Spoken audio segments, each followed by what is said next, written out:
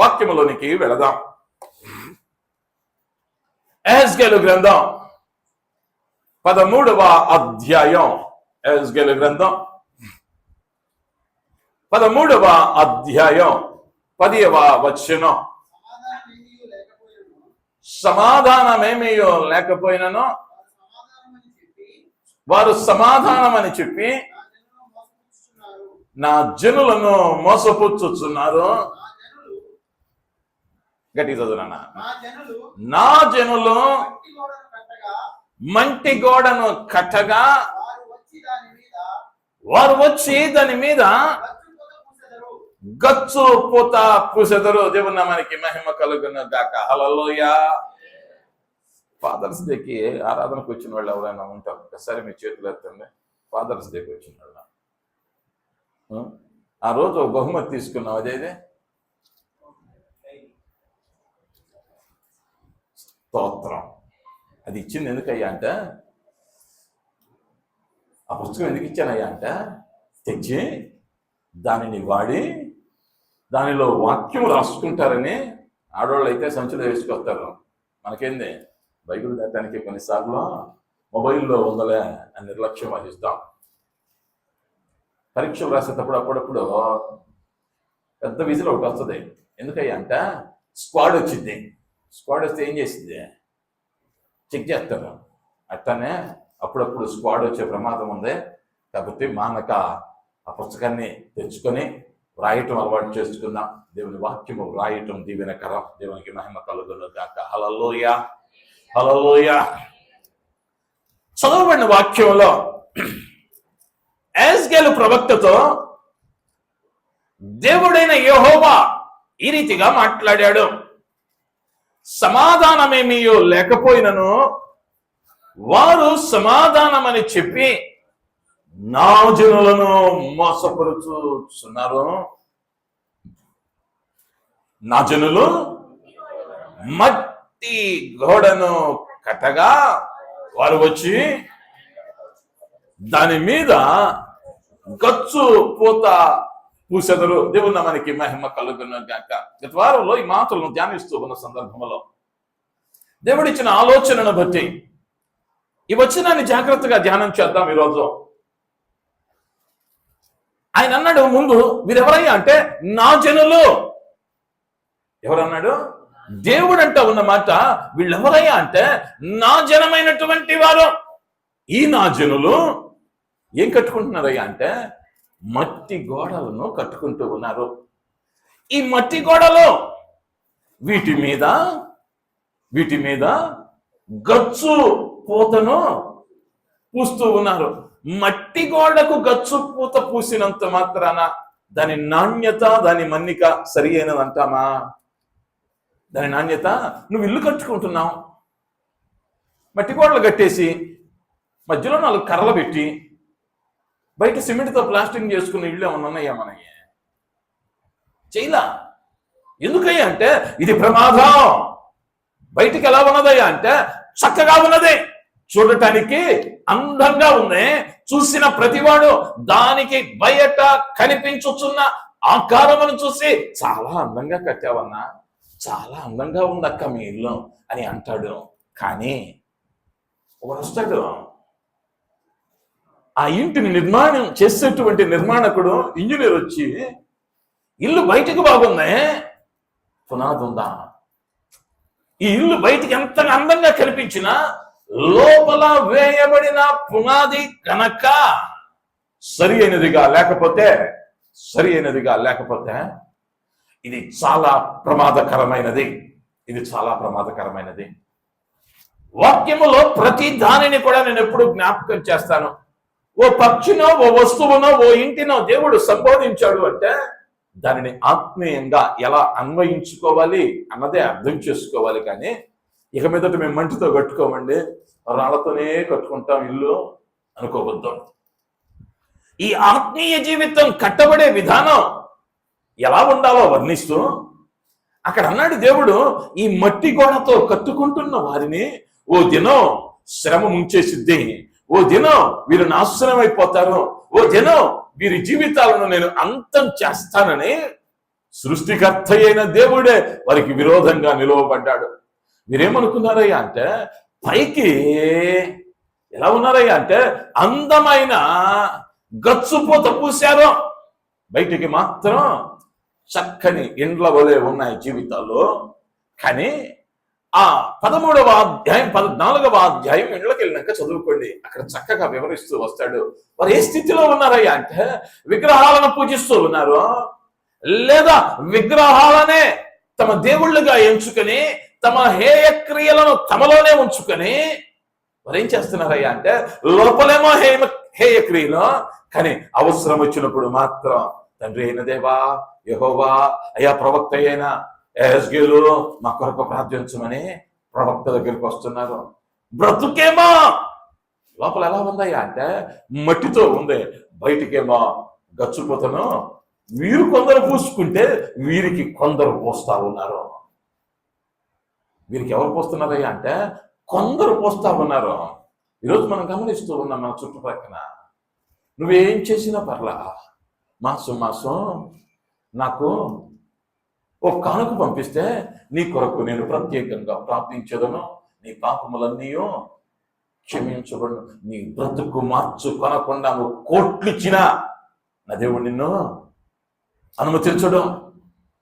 ఒకవేళ అటువంటి బోధల వైపు ఆకర్షించబడి నిన్ను నువ్వు మోసం చేసుకుంటూ ఆ గచ్చు పూతకు అప్పగించుకుంటూ జీవితాన్ని పాడు చేసుకుంటూ ఉన్నావేమో. ఈరోజు మందిరానికి వెళ్ళకపోతే ఏమైందిలే, యూట్యూబ్లో విందాం, టీవీలో విందాం. జాగ్రత్త, దేవుడు ఆదివారము అనబడిన దానిని పునరుద్ధాన దినమును పరిశుద్ధంగా ఆచరించమన్నాడు. పరిశుద్ధంగా ఆచరించమన్నాడు విశ్రాంతి దినాన్ని. ఆ దినాన్ని మరి ఒక దానికి చెల్లించడం ఆయనకి ఇష్టం లేదు. అయితే ఈ గచ్చు పూత పూసుకున్న వారి జీవితాలు ఎలా ఉంటాయి, లేకపోతే ఈ గచ్చు పూత అనబడిన పదం వాస్తవికముగా బైబిల్ వ్రాయబడినప్పుడు అది హిబ్రూ భాషలో వ్రాయబడింది. దానికి వాడినటువంటి ఖచ్చితమైన పదం టాఫెల్ అనేటువంటి హెబ్రీ పదాన్ని అక్కడ వాడారు. ఈ టాఫెల్ అంటే 4 అర్థాలను ఇస్తా ఉంది.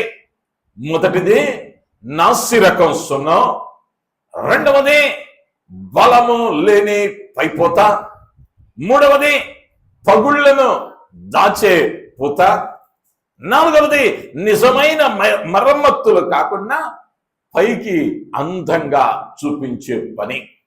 ఇది నాసిరకమైన సున్నం, ఇది బలం లేని పైపోత, పగుళ్లను దాచేది మాత్రమే, నిజమైన మరమ్మత్తులను కాక.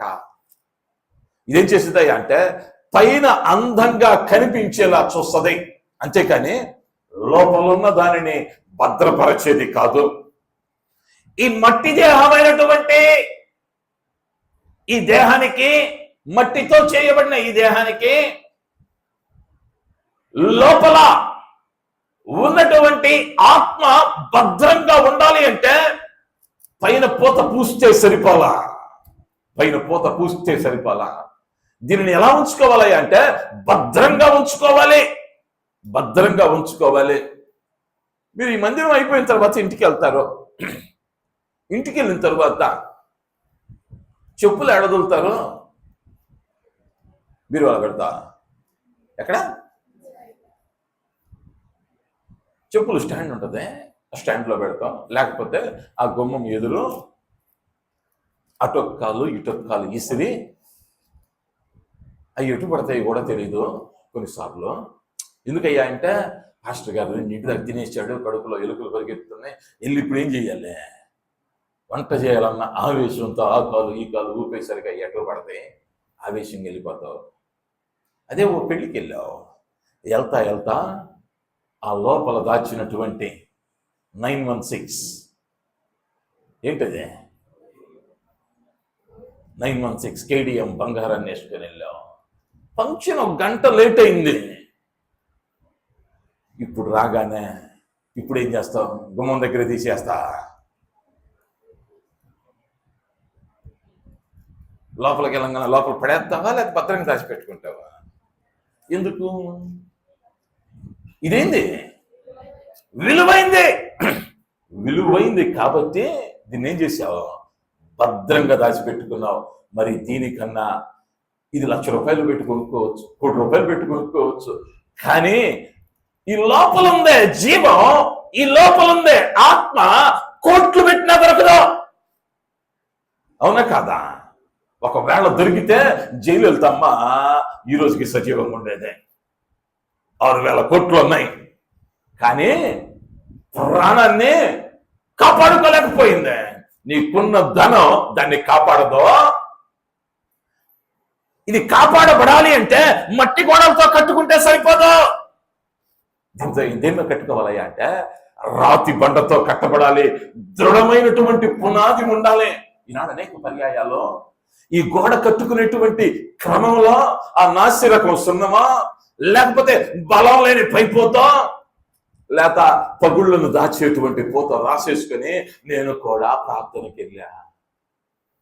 ఎప్పుడు వెళ్ళా? నీ ధనము నీ ఘనము అనేటప్పటికి వెళ్ళాం. ఎప్పుడు పాడతాం ఇది?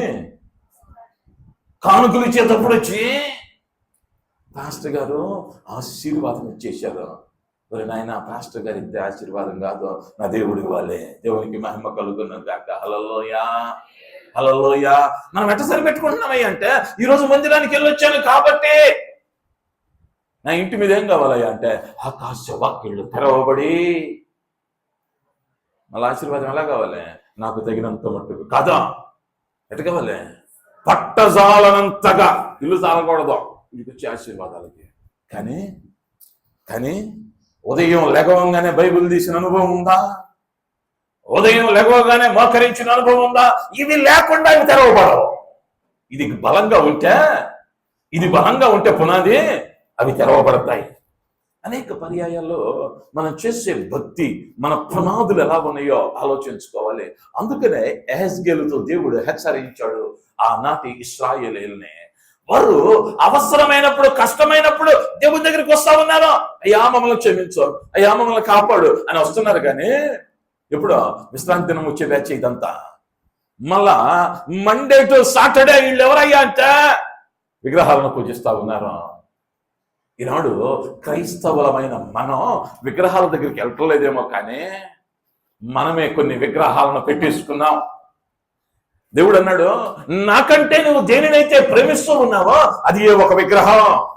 అది నీ భార్య కావచ్చు, నీ పిల్లలు కావచ్చు, నీ తల్లిదండ్రులు కావచ్చు, నీ ఉద్యోగం కావచ్చు, నీ ధనం కావచ్చు, నీ అందం కావచ్చు, నీ ఐశ్వర్యం కావచ్చు. అది ఏదైనానో నీలో ఉంటే నువ్వెవరవయ్యా అంటే క్రైస్తవుడు కాదు. నువ్వు ఆదివారం క్రైస్తవుడు లేదా నామకార్థ క్రైస్తవుడు. నీ గోడ ఎలా ఉన్నదయ్యా అంటే మట్టి గోడతో కట్టుకుని గచ్చుపోతా పూసుకుని ఇది ఏ భక్తి అని అనుకుంటూ ఉన్నా. జాగ్రత్త. దేవుడు హెచ్చరించాడు వారిని.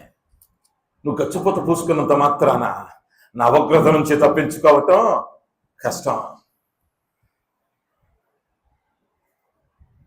పెళ్ళి అయిన వాళ్ళు ఎంతమంది ఉన్నారు? ఒకసారి మీ చేతులు ఎత్తండి. ఆడోళ్ళు, మగోళ్ళు వద్దులే, మీకు ఆ బాధ లేదు. ఆడోళ్ళ మా ఇంటికి వెళ్ళాక మీ పెళ్లి ఆల్బమ్ చేసి నువ్వు గుర్తుపెట్టుకునేటట్టు ఉన్నావా లేదా ఒకసారి చూసుకో. ఇప్పుడు వచ్చినట్టుండేదని మొహం పెళ్లి ఆల్బంలో. ఇప్పుడు మందిరానికి ఎట్టొచ్చావో అట్టుందని మొహం. పాపం ఆ రోజు ఆ రవి కళ్ళతోటి పెట్టి చూశాడో లేదో. ఇప్పుడు ఆల్బంలో కొన్నిసార్లు ఈమెనా శ్రీమతి. ఎందుకయ్యా అంటే ఇప్పటికీ అప్పటికీ ఈ ఫోటోలో ఉన్నదానికన్నా మామూలు ముఖానికి ఏం పూసాం ఆ రోజు, మరి ఇప్పుడు లేదా? ఆ పైపోతే ఎంతసేపు అయ్యా అంటే కొంతకాలము మట్టుకే. ఈ పైన పూసావో పోతా, ఇది జీవితాంతం ఉండదు. ఇదే ఆ నలుగురు వచ్చి అత్యంతలు ఏంగానే ఎప్పుడు తీద్దాంరా అన్నట్టు ఉంటది. ఒక్కవేళ చెమట్లో పోసినవి అనుకో, అమ్మ వచ్చినోళ్ళు భయపడటమే. అవునా కాదా? ఇక్కడ ఒక షేడ్ ఉంటుంది, ఇక్కడ ఒక షేడ్ ఉంటుంది, ఇక్కడ ఒక షేడ్ ఉంటుంది. ఎందుకంటే గబాల కంగారులో తుడిచేస్తారు. అసలు రంగులు బయటపడతా ఉంటే మామూలు చొక్కా బాగుంటుందా? ఇక్కడ ఒక కతికి, ఇక్కడ ఒక కతికి, ఇక్కడ ఒక కతికేసాం అనుకో, ఎట్లుంటుంది? చూసేవానికి అసహ్యంగా ఉంటుంది. ఎంత కాలం నువ్వు ఈ గచ్చుపోత పోసుకున్నప్పుడు ఎక్కడో ఒక చోట ఒక చిక్కు రాలిపోయింది, అప్పుడు జనాలు చూస్తారు. దేవుడు చూడటం పక్కన పెట్టు, నీ వాస్తవ స్థితిని జనులు చూస్తారు, నీ ప్రక్కనున్న పరిశుద్ధులు చూస్తారు, నీ పక్కనున్న విశ్వాసులు చూస్తారు. అప్పుడు ఏమైతే వాస్తవం బయటపడిద్ది, వాస్తవం బయటపడిద్ది. అందుకని అన్నాడు వారిని హెచ్చరిస్తా, ఈ నాసిరకం సున్నాలొద్దు, మనకే ఈ కప్పిపుచ్చే సున్నాలొద్దు. ఈరోజు వీటికే ప్రాధాన్యత ఎక్కువ ఉంది. కవరింగ్ మినిస్ట్రీలో ఎక్కువ. మన ఈ మధ్య కారులో వెళ్తుంటే మేనగోళ్ళు అంది, మామ మీ ఊళ్ళో బంగారం ఏంది ఇంత మెరుపుతా ఉంటుంది అంది. నేనన్నా, అది బంగారం కాదు తల్లి, అవి చాంతాడులాగా వేసుకొని తిరుగుతుంటారు మన తమిళనాడులో. మన ఊళ్ళో అయితే వాటితో లేక దూడలు కట్టేస్తుంటారు, అంత తాడుతాం, వీళ్ళు అంత వేసుకొని తిరుగుతారు. నేనన్నా, అది బంగారం కాదు తల్లా, అదేందే పైపోత పూసిన పిచ్చిది. ఇది ఎలా ఉంటుంది అంటే ప్రకాశమానంగా ఉంటుంది, బంగారం కన్నా మెరిసిద్ది. ఈరోజు అనేక పర్యాయాల్లో నాసి రకం సున్నాన్ని చూసుకొని మనం ఏం చేస్తున్నామయ్యా అంటే, నేను భక్తుడినే, నేను ఎప్పుడు చెబుతా, నా పరిశుద్ధ గ్రంథములో లేనటువంటి ఏ భక్తి విధానం కూడా భక్తి కాదు. దేవుడు చెప్పనిది, దేవుడు ఆచరించమననిది ఏది భక్తి కాదు. అందుకనే ఆనాటి సంఘాన్ని బహుభయంకరంగా హెచ్చరించాడు యాజకేలు భక్తుడు. 13-14 అధ్యాయాల్లో అయితే వారిని నాశనం చేస్తానని, వారి అంతమే వారికి తీర్పని బహుభయంకరంగా వేదనకరంగా ఖండించాడు. అయితే ఈరోజు ఈ మాటలు వింటూ ఉన్నటువంటి నీవైనా నేనైనా మన ఆత్మీయ జీవితాలు మట్టి గోడలుగా ఉండి వాటి మీద గచ్చుపోత పూసుకుంటున్నామా, లేకపోతే నిజమైనటువంటి బండ అయినటువంటి క్రీస్తు మీద కట్టబడిన పునాది వలె నీ జీవితం ఉందా? ఉదయకాలం మనం ప్రశ్నించుకుందాం. మొదటి విషయాన్ని మనం గమనిద్దాం. ఆ మొదటి మనం చదివిన వచనంలోని ఆ మొదటి భాగాన్ని ఎవరైనా చదవండి. సమాధానమేమీ లేకపోయినను వారు సమాధానమని చెప్పి, దేవుని నామానికి మహిమ కలుగుతున్న గాక. లేని దాన్ని ఉందని చెప్పటం ఏమంటాం? లేని దాన్ని ఉందని చెప్పటం అబద్ధం. ఈ అబద్ధపు సమాధానం దేవునికి అసహ్యం. ఈ అబద్ధపు సమాధానం దేవునికి అసహ్యం. కొన్ని పర్యాయాల్లో మనల్ని ఓదార్చటానికి అటోడో ఇటోడో అంటాడు, ఎందుకో వచ్చిందిలే, అది అయి ఉండదులే, ఇది అయి ఉండదులే. జాగ్రత్త. దేవుడు నీ జీవితంలో ఏది అనుమతించినా నీకు ఒక పాఠాన్ని నేర్పటానికే తప్ప మరి ఒకటి కాదు. ఏ సంఘటన జరిగినా దీని ద్వారా దేవుడు నాకేం నేర్పించాలనుకుంటున్నాడు, నేను ఇంకను ఏది సరి చేసుకోవాలి అన్న విధంగా ఆలోచించాలే తప్ప యోబంతటోడికి వచ్చినాయండి శ్రమలు, నాకు వస్తే ఏముందులే. ఏది నెలకు ఒకసారి బైబిల్ని తీసి దుమ్ము దులిపించే అక్కాయి, ఈ అక్కాయి అంటదే, యోబంతటోడికే వచ్చిన శ్రమలు, నాకు రావటంలో పెద్ద ఆశ్చర్యం ఏముందన్నా.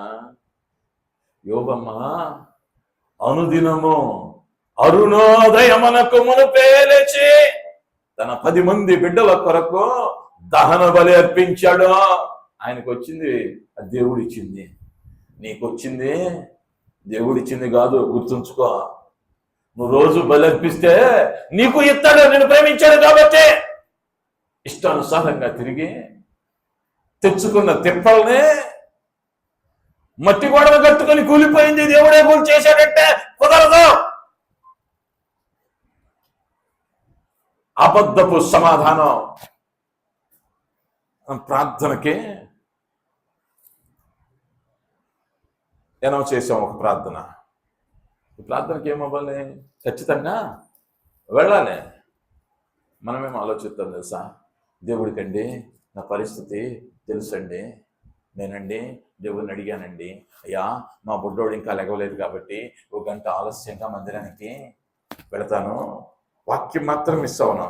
ఎందుకంటే పాటలన్నీ మాకు తెలిసినవే పాడుతున్నారు, ఆరాధనలో నుంచోటానికి ఏమో కాళ్ళు నొప్పి, కాబట్టి వాక్య భాగానికి వెళ్ళిపోయి కూర్చొని మళ్ళా కానుకలకు లేపంగానే వెనక నుంచి వెనక్కి వెళ్ళిపోవాలి, మళ్ళీ ముందుకు రాకూడదు, మళ్ళీ సమయం అయిపోయింది.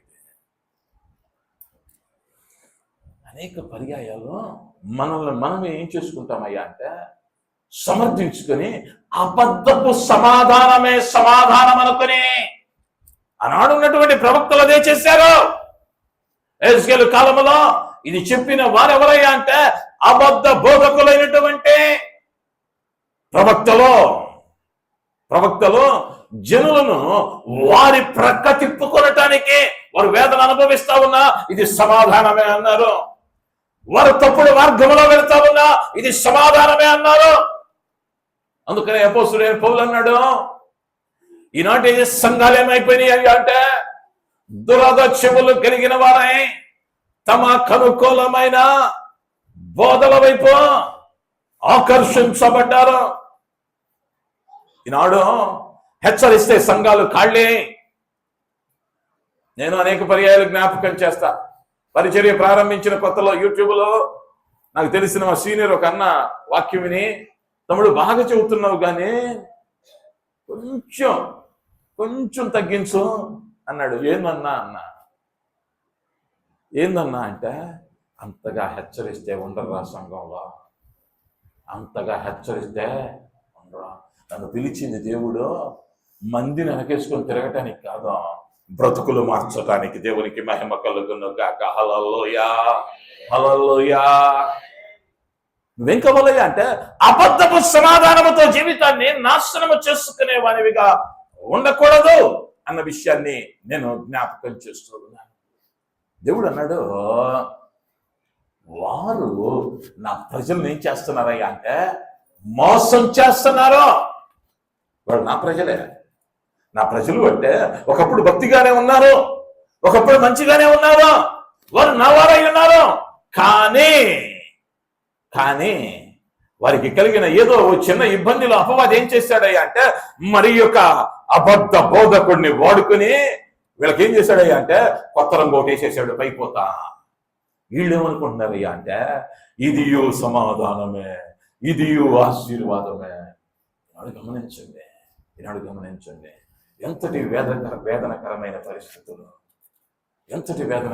పరిస్థితులు దేశంలో మనం చూస్తా ఉన్నాం, రాష్ట్రంలో చూస్తా ఉన్నాం.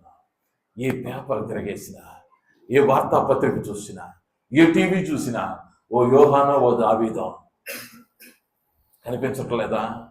వార్తల్లో వినిపించట్లేదా? ఎవరయ్యా వీళ్ళు అంటే ఆయన జనాంగం.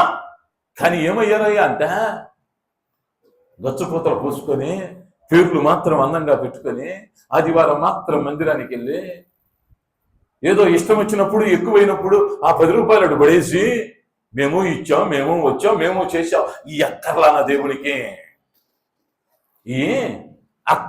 దేవునికి నా దేవుడు ఎవరయ్యా అంటే శూన్యములో నుండి సమస్తమును చేయగలిగిన దేవుడై ఉన్నాడు. ఆయనకి ఎవరు కావాలయ్యా అంటే ఆయన మీద కట్టబడిన వారు కావాలి అన్నాడు దేవుడు. అన్నాడు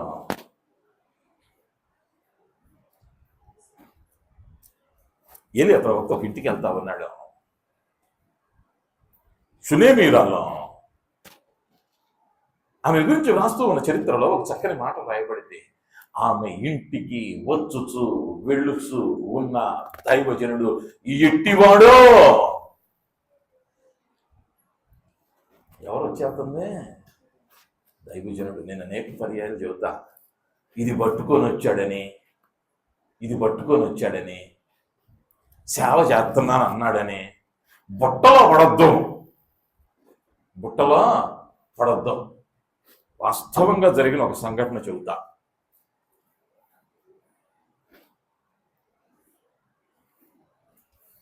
నా యవ్వన కాలంలో, అప్పటికి ఇంకా నేను బైబుల్ ట్రైనింగ్కి రాలా. మా తండ్రి గారు గొప్ప దైవజనులు చనిపోయారు, మేమిద్దరం అన్నదమ్ములం. అయితే నేను అప్పుడే ఇంటికి వచ్చా. ఒక ఆయన సంచి వేసుకొని కూర్చొని ఉన్నాడు వరండాలో.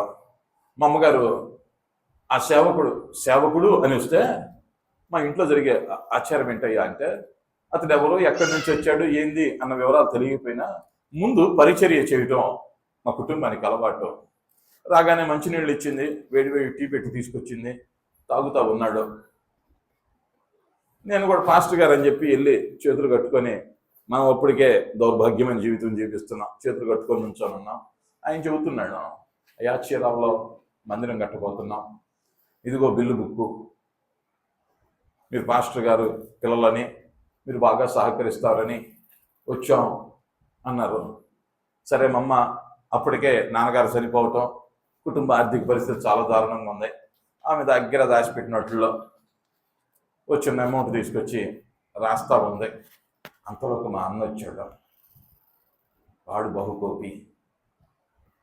వచ్చి బయట నుంచొని, రేయ్ బయటికి రావా అన్నాడు. నేను అనుకున్నాను నన్ను పిలుస్తున్నాడేమో, బయట ఏమైనా చేశానని అనుకుని, ఏంది అన్న, నిన్ను కాదురా లోపల కూర్చున్నాడు, ఆడిని రమ్మని అన్నాడు. మా అమ్మ గుండె ఆగిపోయింది. రే ఏం మాట్లాడుతున్నావు పాస్టర్ గారు, అదే వాడినే బయటికి రమ్మని అన్నాడు. అమ్మకి అర్థం కాల, భయం వేసేస్తున్నాయి.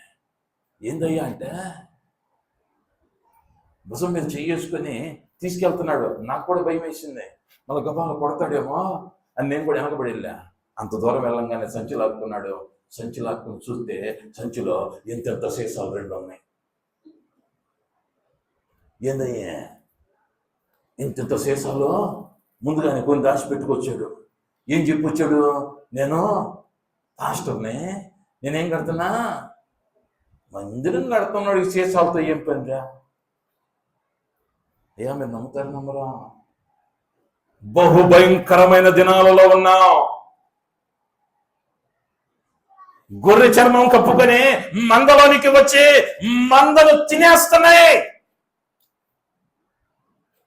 మందిరంలోనికి రావలసిన కానుకలు ఈ తోడేళ్ళు వచ్చి తినేస్తున్నాయి. నువ్వు అనుకుంటున్నావు ఇక్కడ ఇచ్చిన ఆశీర్వాదమే, అది తోడేళ్ళమ్మా. ఒకరోజు సాలకపోతే నిన్ను కూడా తినేసిద్ది. జాగ్రత్త. వాక్యానుసారము కానిది ఎవడైనా బోధిస్తే అతడు తోడేలే. కాదంటారా? ఈ వాక్యములో లేనిది బోధించిన వాడు అబద్ధికుడే. అదే యెహెజ్కేలు కాలంలో జరిగింది. అందుకనే అన్నాడు, వీళ్ళు పూసుకోవట్ల పాపం, వీళ్ళని ఏమనకూడదు, వారు పూసుకోవాలా, వారు పాపం, మేము పాపంలోనే ఉన్నామయ్యా అని మట్టి కూడా కట్టుకుని మా పాప బతుకుదాన్ని బతుకుతా ఉంటే, ఈ దొంగోడు వచ్చి నాకు 100 ఇచ్చావుగా, ఇదిగో ఈ పూటకి ఈ పోత, ఈ పూట భోజనం పెట్టావుగా, ఇదిగో ఈ పోత. సమాధానం లేదు, అబద్ధపు సమాధానం. నువ్వు అనుకుంటున్నావు పాస్టర్ గారు చెడుగు పెట్టాడు, మా ఇంట్లో అన్నం తిని వెళ్ళాడు, ఇక చూడు మాకు ఏమి చూడటానికి ఉండదు. ఇద్దరు బియ్యం తగ్గినాయి, ఓ కోడి పోయింది, అంతకు తప్ప ఏముండదు. ఎవడు పెట్టాలయ్యా అంటే, నీ ఇంటికి వచ్చు పోవచ్చు ఉన్న సేవకుడు ఎట్టివాడో తెలియాలి. నువ్వు ఆయన గురించి, ఆయన సాక్ష్యం గురించి తెలియకుండా, ఆయన బోధించే బోధన గురించి సరైన అవగాహన లేకుండా, ఆ కంచంలోని ఈ కంచంలో తీసుకునేవాడి దగ్గరికి వెళ్ళి నేను ఆశీర్వదింపబడతాను అని అంటే, నువ్వు కూడా ఏమయ్యా అంటే మట్టి గోడకు గచ్చుపోతను పూసుకుంటున్న వాడివే. జాగ్రత్త. యోనా కాలములో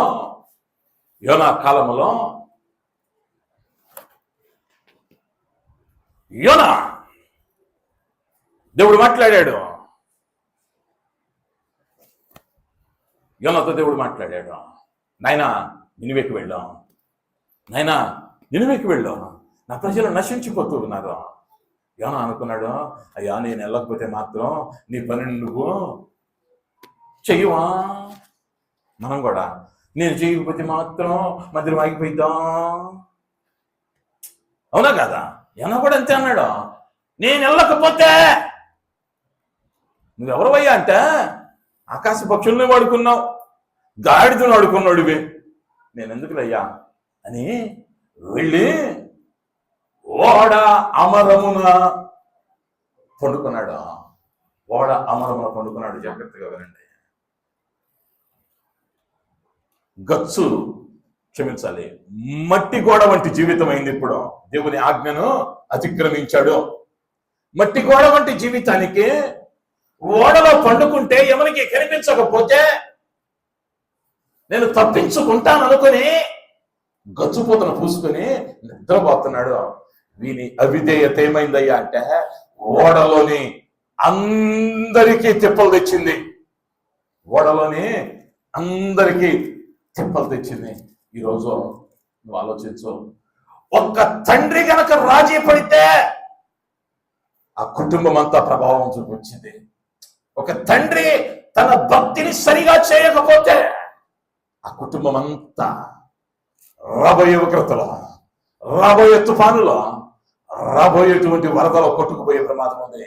తండ్రి సరి అయిన స్థితిలో ఉండకపోతే, తండ్రి బాధ్యత తండ్రిగా నిర్వర్తించకపోతే, కుటుంబంలో తండ్రి బాధ్యత నిర్వర్తించాలంటే సంఘములో నువ్వు విన్నా వినకపోయినా నేనేం బాధ్యత వహించాలి అంటే ఆత్మీయ తండ్రి బాధ్యత వహించాల్సిందే. నీకు చెబుతా ఉండాలి, నీకు చెబుతా ఉండాలి, అదే నా బాధ్యత.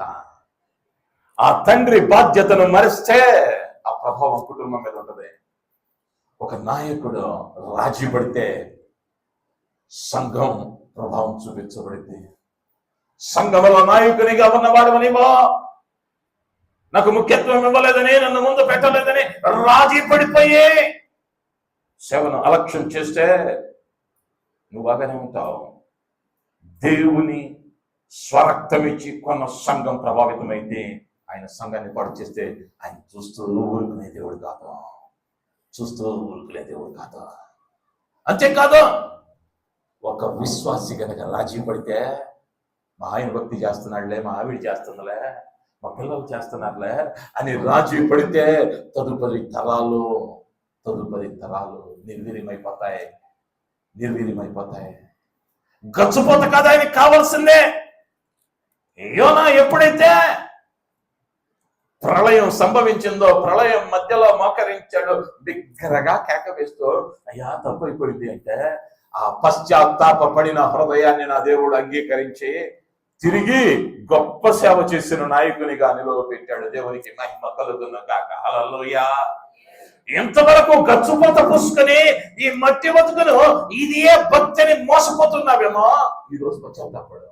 అయ్యా ఈ కార్యాన్ని విడిచిపెట్టలేక, ఈ అసూయను విడిచిపెట్టలేక, ఈ క్రోధాన్ని విడిచిపెట్టలేక, నాయన ఈ ద్వేషాన్ని విడిచిపెట్టలేక మట్టి గోడలో ఉండిపోయి గచ్చుపోత పూసుకొని నాది భక్తి అనుకుంటున్నానేమో అని పశ్చాత్తాపడగలిగితే యోనా మీద కనికరం చూపిన దేవుడు ఈ దినమున నీకును ఆయన మీద ఇల్లు కట్టుకునేటువంటి భాగ్యాన్ని దేవుడు దయచేస్తాడు. దేవునికి మహిమ కలుగును గాక. హల్లెలూయా, హల్లెలూయా. ఆ 13వ అధ్యాయం 11వ వచనానికి వద్దాం.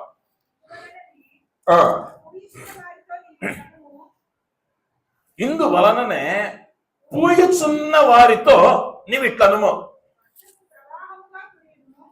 వర్షము ప్రవాహముగా కురియును, గొప్ప వడగండ్లు పడును, తుఫాను దానిని పడగొట్టగా అది పడిపోవును. ఇప్పుడు అతుకులేస్తున్నాడే, భక్తి బాగా లేకుండా వాని ఇష్టంగా చేస్తూ వారెవరో చెప్పిన మాటలని ఈ నాణ్యత లేని సున్నంతో పగుళ్లను కప్పిపుచ్చుతూ సమస్యను సరి చేయకుండా ఈ గచ్చుపోత పూసుకుంటూ ఉన్నాడే, వారితో ఇలా చెప్పమన్నాడు. ఏమనయ్యా అంటే వర్షము ప్రవాహంగా కురిసిద్ది, గొప్ప వడగండ్లు పడతాయి, తుఫాను దానిని పడగొట్టగా అది పడిపోవును. ఈ మట్టి కూడా ఏమైతాయో ఒక రోజు అంటే నీ ఎంతటి గచ్చు పూత పూసుకున్న తుఫాను రావటం ఖచ్చితం. ఎందుకయ్యా అంటే తుఫాను వచ్చిద్దని హెచ్చరించినది ఎవరయ్యా అంటే ఎవరో దేవుడైన యెహోవా. మన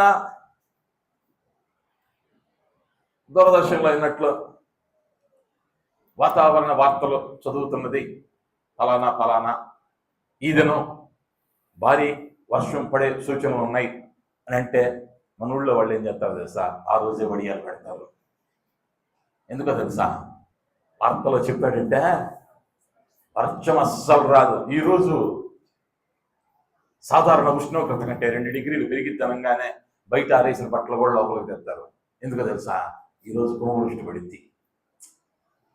కానీ ఇట్లాంటి వాతావరణ హెచ్చరిక కాదు ఇది. పడిద్దో పడదో వస్తుందో ఖచ్చితంగా వచ్చి తీరిద్ది. తుఫాను వస్తుంది, ప్రచండమైన తుఫాను, వడగండ్లు పడతాయి. ఇది పడినప్పుడు ఏమైతాయి అంటే ఎవరెవరైతే గచ్చు పూత పూసుకొని ఉన్నారో ఆ పూత పూయుచు ఉన్న వారితో చెప్పుమా తుఫాను రాబోతా ఉంది. వీళ్ళేమవుతారయ్యా అంటే అప్పుడు పడిపోతారు. అక్కడ యేసుక్రీస్తు వారు కూడా కొత్త నిబంధనలో 2 ఇళ్ల నిర్మాణం గురించి మాట్లాడతాడు. ఒకటి మధ్యలో కట్టారు, ఒకటి బండ మీద కట్టారు. వరద వచ్చింది, వాన వచ్చింది, తుఫాన్ వచ్చింది. మట్టి మీద ఉన్న ఇల్లు కూలిపోయింది, బండ మీద కచ్చబడిన ఇల్లు నిలవబడింది. పాత నిబంధనలో కూడా చెప్పాడు, నాయనలారా మట్టి గోడలతో కట్టుకోవద్దా, తుఫాన్ వస్తుంది. దీంతో కట్టుకోండి, రాతితో గచ్చుతో కట్టుకోండి. కొత్త నిబంధనలో యేసుక్రీస్తు వారు కూడా హెచ్చరిస్తూ ఉన్నాడు, నీ ఇల్లు బండ మీద ఉండాలి. నీ ఇల్లు మట్టిలో కాదు, మట్టి గోడతో కాదు, గచ్చు పొత్తుతో కప్పుకొని నా ఇల్లు బాగానే ఉందని మురిసిపోతాం. ఓ దినం తుఫాను రాబోతా ఉంది, ఓ దినం వడగండ్లు కురియబోతూ ఉన్నాయి, ఓ దినం జల ప్రవాహం రాబోతా ఉంది. వాటిలో నీ ఇల్లు నిలవబడాలి అంటే కొత్త నిబంధనలో చెప్పబడిన ఇల్లు నిలవబడటానికి కారణం, ఎందుకు నిలవబడిందయ్యా అంటే దాని పునాది స్థిరంగా ఉంది.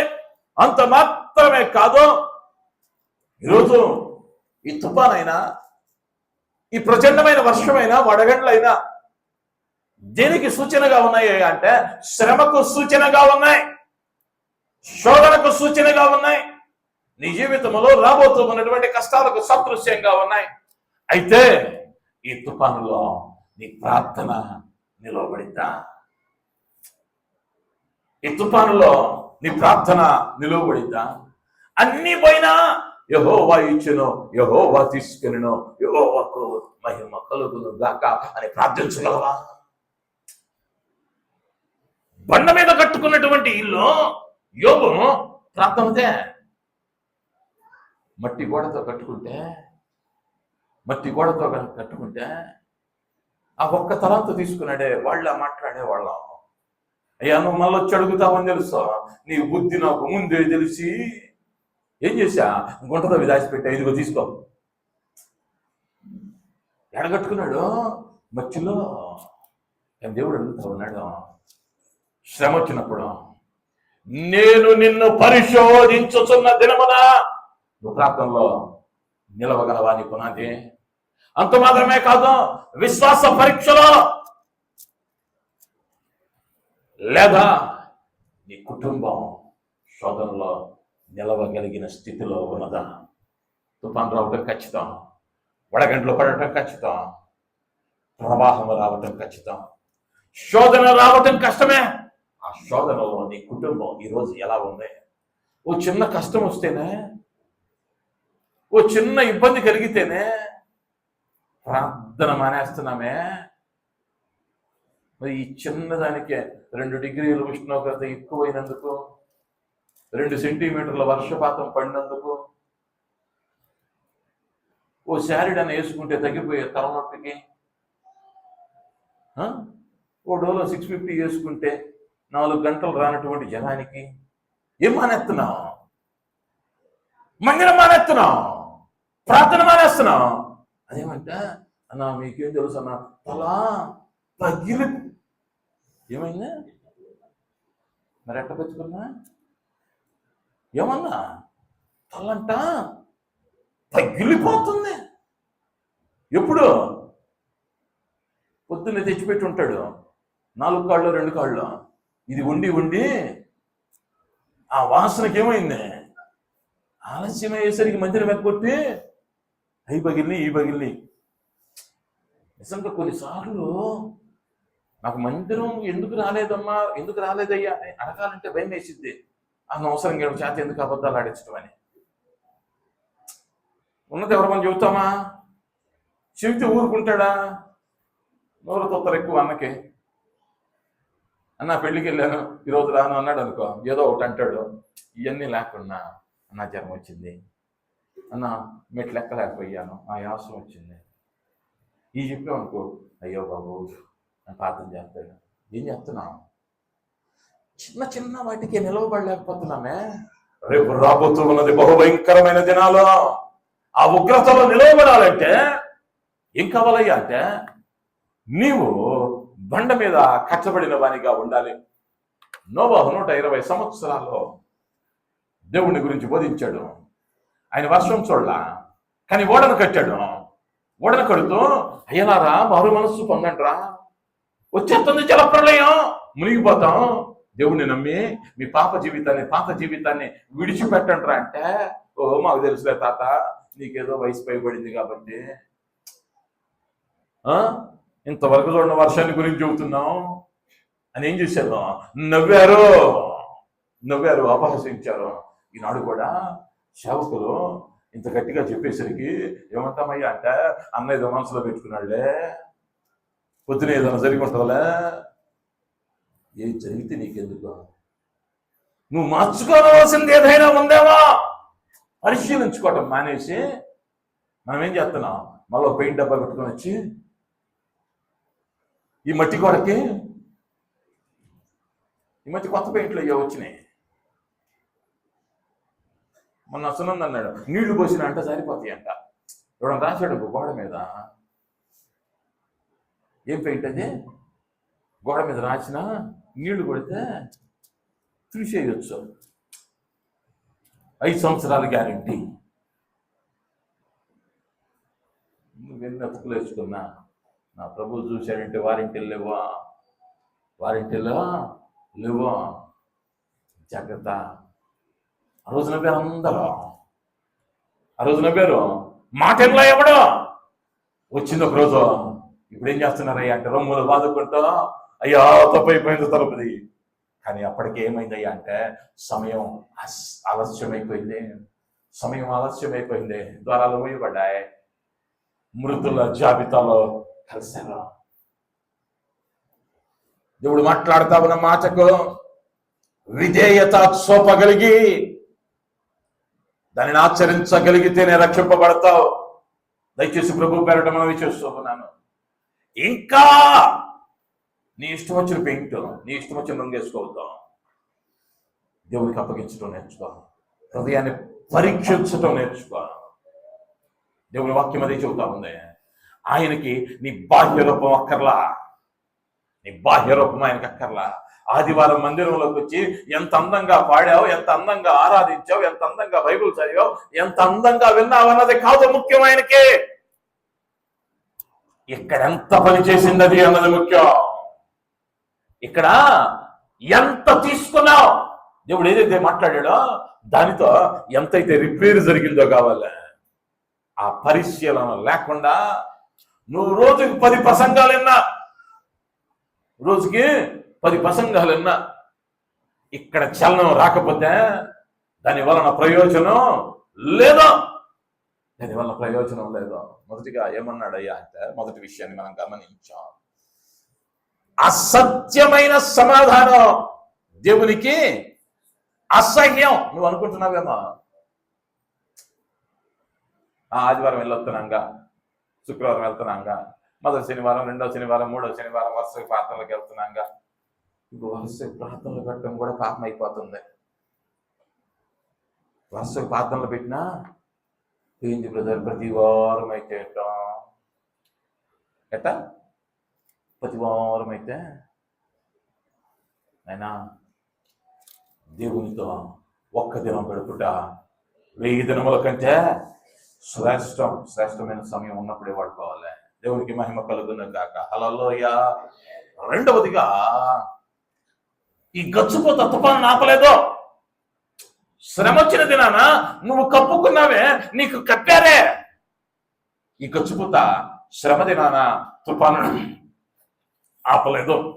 మూడవదిగా మనం గమనిస్తే,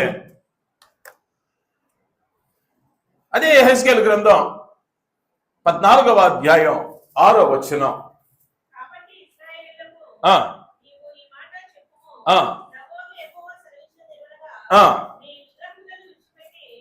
నీ విగ్రహములను విడిచిపెట్టి మీరు చేయు హేయ కృత్యములన్నిటినీ మాని ఏం చెప్పుకోవాలి? ఇప్పుడు ఈ మనసులో ఏమన్నాయి అన్నాడు అంటే, హేయ కృత్యములన్నీ ఉన్నాయి ఇప్పుడు.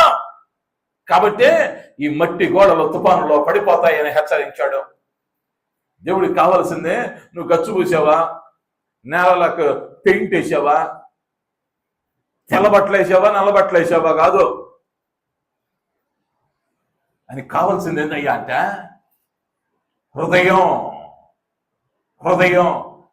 నువ్వు మంచి బట్టలు కలిగినోడు ఉండొచ్చు, మంచి ఉద్యోగం ఉండొచ్చు, లేకపోతే మంచి పేరు ఉండొచ్చు, కానీ నీ హృదయం నా దేవుడు నివసించేదిగా లేకపోతే, నేను అనేక పర్యాయాలు చెప్తా, నా దేవుడు ఒకని హృదయంలో ఉంటే 100% స్థానం ఆయనదే అయి ఉంటుంది. 100% ఆయనదే అయి ఉంటుంది. మనం ఏం చేస్తాం తెలుసా? ఆ పక్కింట్లో టీవీ కొనంగానే ఈ ఇంట్లో మాడవాసన వస్తుంది. ఆ ఇంట్లో టీవీ కొంటే ఈ ఇంట్లో మాడవాసన. ఏం మాడవాసన? కడుపు కాలి వాళ్ళు చూసావా, మళ్ళీ ఎవరో ఆదివారం అందరికన్నా ముందుండే వాళ్ళ మందిరానికి, కానీ ఏం బాలా కడుపు మంట పోలా. ఈ కడుపు మంటుంటే ఆయన నీలో లేడని అర్థమైందా?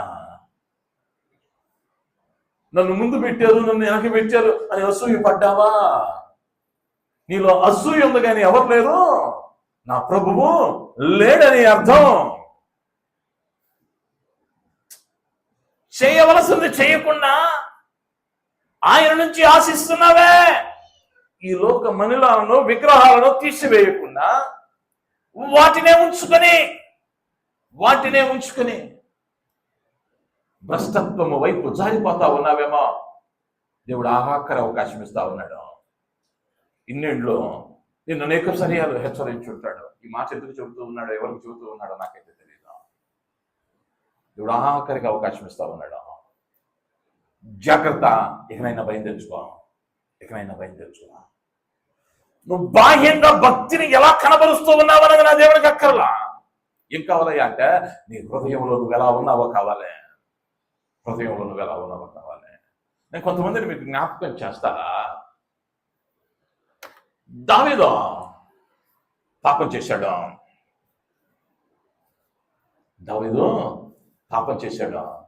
చేసి దాన్ని ఏం చేశాడయ్యా అంటే దాచుకున్నాడు.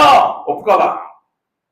ఎందుకయ్యా అంటే మంచి స్థితిలో ఉన్న నేను రాజుని ఒప్పుకుంటే దేశమంతా ఏం చేసిద్ది? ఉమ్మేసిద్ది.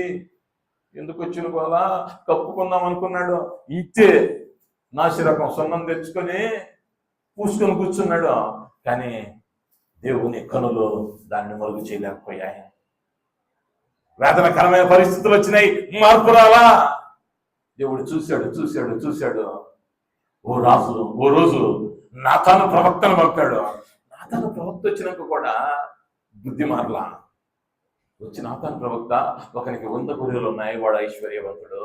ఒకనికి ఒక్కటే గొర్రె, దాని మీదే ఆధారపడి ఉన్నాడు, అతని కౌగిట అది కొరుంటుంది అని వివరంగా చెప్పిన వాడికి శిక్ష పడాలన్నాడు. వాడికి శిక్ష పడాలన్నాడు. నాతాను గట్టిగా చెప్పాడు, వాడెవడో కాదురా నువ్వే. ఏం కాట్లా మురిగొడ్లు కట్టుకునేసరికి ఇది నేనే అన్నది అర్థం కాల దావీదుకి. ఈరోజు అనేక మందికి కూడా అదే పరిస్థితిలో ఉన్నాం. అవునంటారా కాదంటారా? ఈరోజు అనేక మందిని కూడా మనం చేస్తున్నదే మనకు తప్పుగా అనిపించట్లా.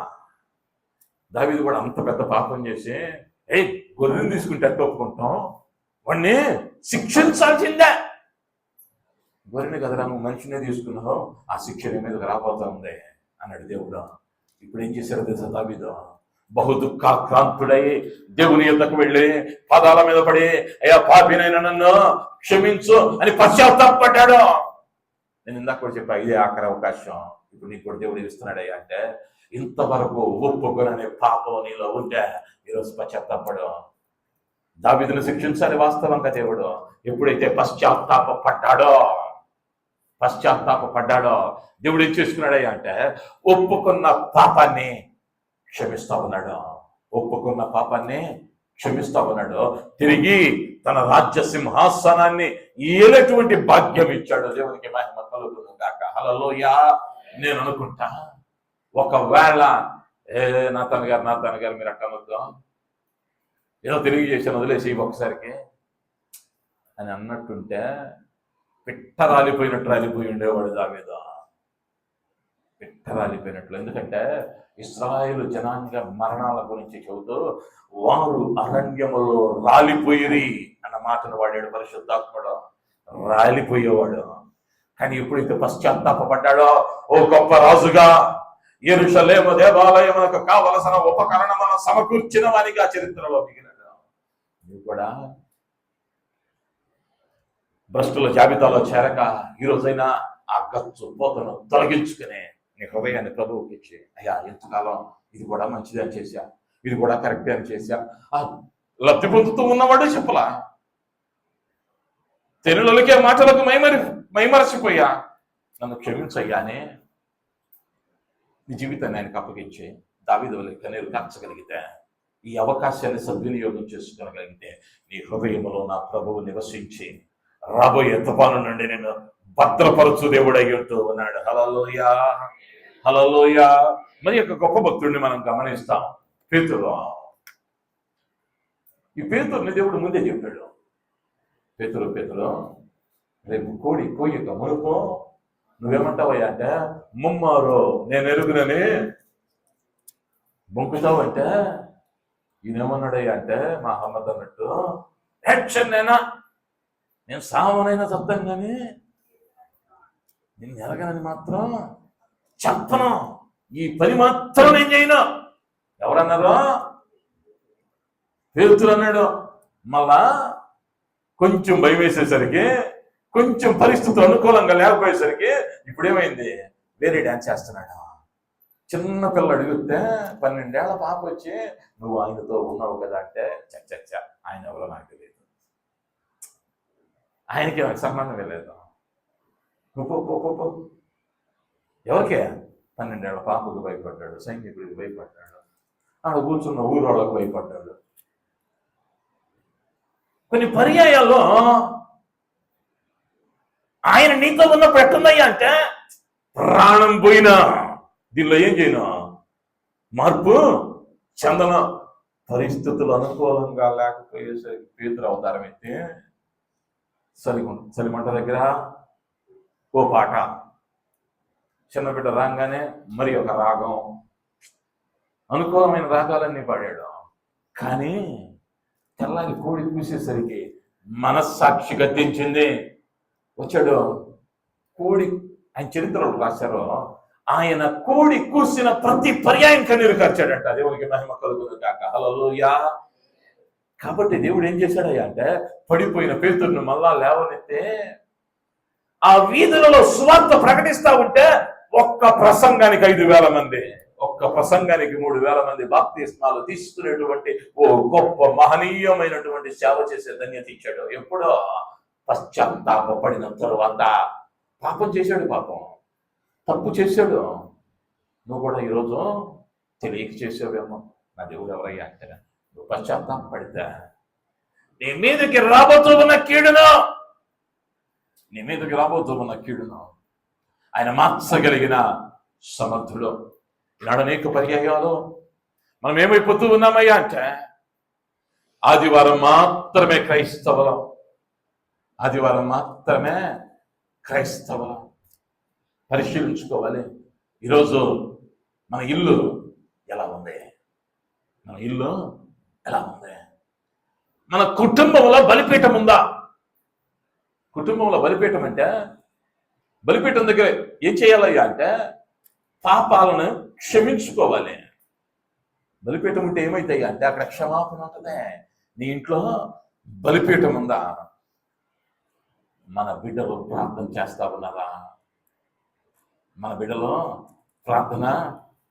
ఉన్నారా? వారు బైబిల్ చదవటం చూస్తా ఉన్నావా? వారు చూడటం ఏందన్నా, నేను చదివితే వాళ్ళు చదవటానికి. అవునా కదా? ఎందుకయ్యా అంటే, ఆవు చేలో మేస్తే దూడ గట్టును మేయదు. నువ్వు టీవీ ముందు కూర్చుంటే నువ్వు ఒక సీరియల్ చూస్తే వాడు రేపు 2 సీరియల్ చూస్తాడు. నువ్వేం చేయాలి? ముందు నీ కుటుంబంలో నీ బిడ్డలకు ప్రాంతం నేర్పించాలి, నీ బిడ్డలకు వాక్య పఠనం నేర్పించాలి. ఆదివారం మాత్రమే బైబిల్ తీసే వారంగా ఉండకూడదు. మిగిలిన 7 రోజులు కూడా వారమంతయు నువ్వేమై ఉండాలయ్యా అంటే ఆయన వానివిగా ఉండవలసిన అవసరం ఉంది. జాగ్రత్తగా గమనించండి. మన జీవితాలలో తుఫాను తప్పకుండా వస్తుంది, పరీక్ష వస్తుంది, కష్టం వస్తుంది, మరణం కూడా వస్తుంది. కానీ వీటినీటిని కూడా నువ్వు ఇప్పుడు పైపోతు పూసుకొని డబ్బు కొరకు, హోదా కొరకు, పేరు కొరకు దేవునికి దూరం అవుతున్నావే. ఇవేవి అడ్డుపడవు. ఏదొచ్చినప్పుడు, నీ కష్టం వచ్చినప్పుడు, నీకు మరణం వచ్చినప్పుడు, నీ పరీక్ష వచ్చినప్పుడు, నీ జీవితంలో తుఫాను వంటి పరిస్థితులు ఏర్పడినప్పుడు నీకున్న డబ్బో, నీ హోదానో, నీ పేరో నిన్ను నిలబెట్టదు. దేవుని వాక్యము నిన్ను నిలవబెట్టేదిగా ఉంటుంది. కాబట్టి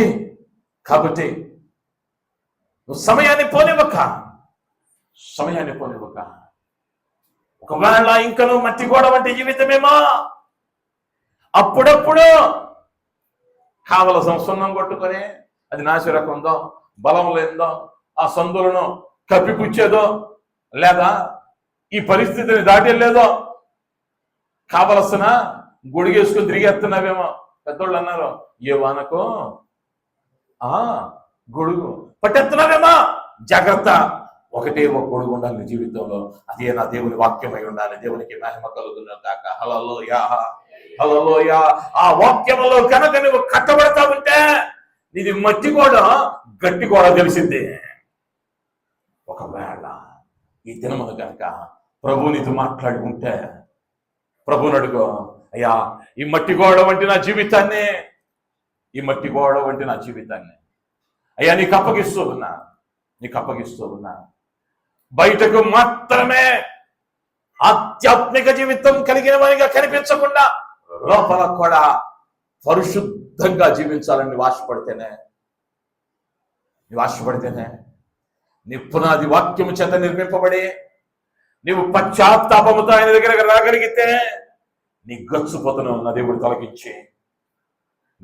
తొలగించి క్రీస్తు అనబడిన బండ మీద నిన్ను నిర్మించి నిన్ను ఆశీర్వాదాలతో తృప్తిపరుస్తాడు. నువ్వు ఆశీర్వాదం అనుకుంటూ ఉన్నటువంటి గచ్చిపోతా రేపు వర్షం వచ్చింది, పిచ్చులు రానిపోతాయి తప్ప వర్షము నుంచి నిన్ను కాపాడదు. రాబోయే తుఫాను నుంచి నిన్ను కాపాడదు, రాబోయే ఉగ్రత నుంచి కాపాడదు.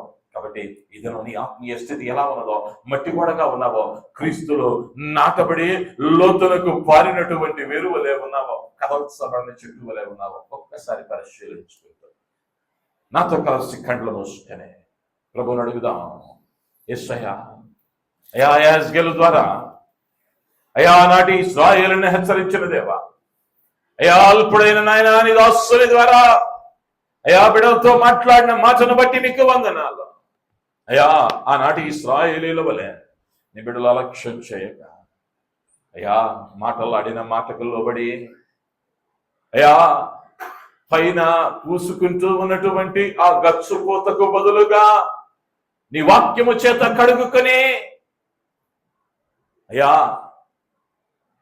తృణీకరింపబడిన రాయివి మూలరాయిగా మారినటువంటి క్రీస్తనబడిన బండ మీద నీ బిడ్డలు గృహాలను కట్టుకున్నట్లుగా అయా అసత్యపు అబద్ధపు సమాధానాల వైపు ఆకర్షించబడక అయా తుఫానులో నిలచియుండునట్లు తండ్రి బిడ్డలను నాయన మీరు జ్ఞాపకం చేసుకొని బిడ్డల హృదయాలను మీరు మార్చి బిడ్డల హృదయాలలో మీరుండి స్థిరమైన పునాది మీద బిడ్డలను నిలవపెట్టి అయ్యా బిడ్డల జీవితాలు స్థిరమైనవిగా నీలో కట్టబడినట్లుగా గొప్ప కార్యాలను జరిగించమని దీవించి మహిమ పొందమని యేసు నామములో అడిగి బ్రతిమలాడి వేడుకుంటూ ఉన్నాను తండ్రి. ఆమేన్ ఆమేన్.